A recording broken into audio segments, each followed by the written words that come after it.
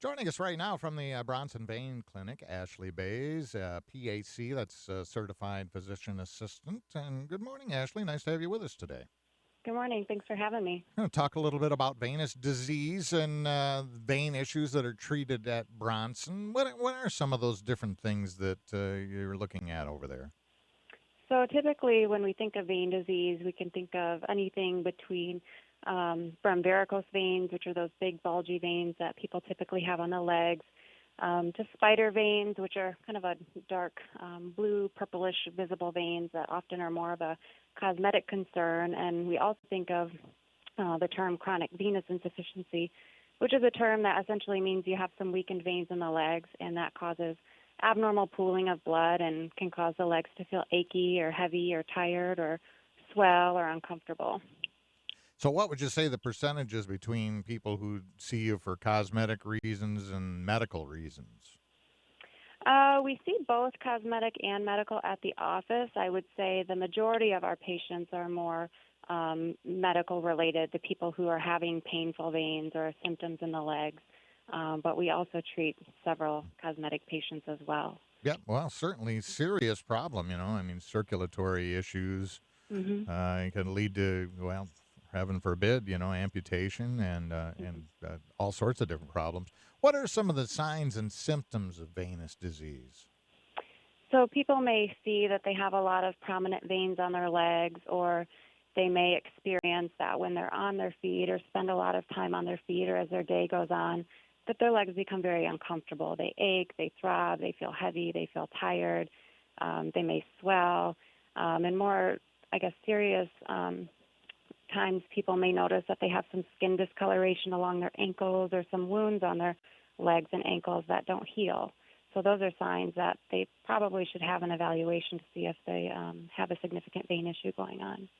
Now, I've heard that pregnancy kind of figures into the prominence of hmm this.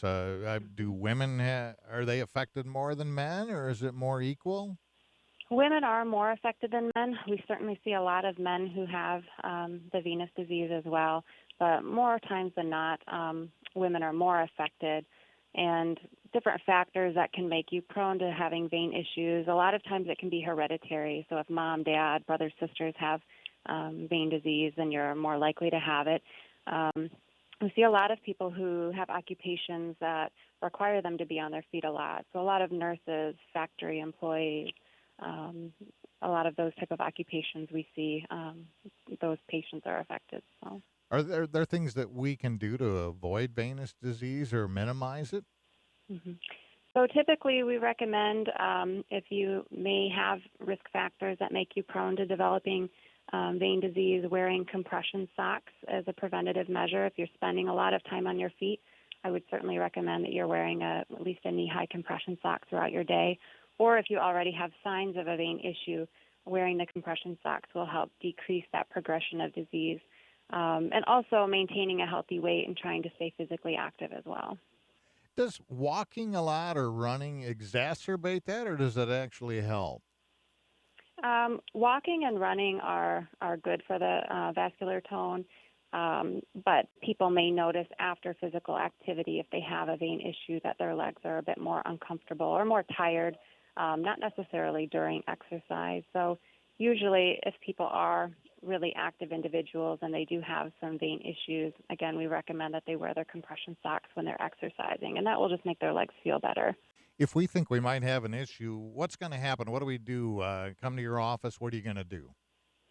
So, yeah, when somebody comes to the office for evaluation, we will certainly educate them about the what's going on, the things they can do to help minimize their symptoms or minimize progression. And we may end up getting an ultrasound to get a better idea of kind of the full picture of what's going on and what treatment options are available. And do we need to have a referral from our general practitioner to see somebody at the Bronson Vein Clinic? If you have a general practitioner, it can be helpful to have a referral.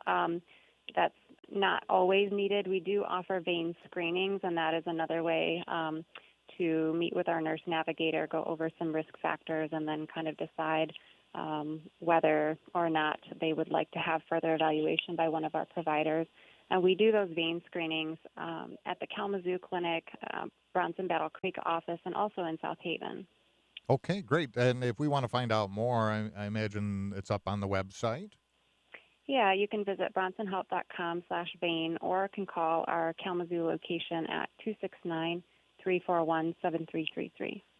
Well, Ashley Bays, physician assistant, certainly know what you're talking about. Thanks a lot for sharing some information with us. We appreciate it. All right, thank you for having me. Yep.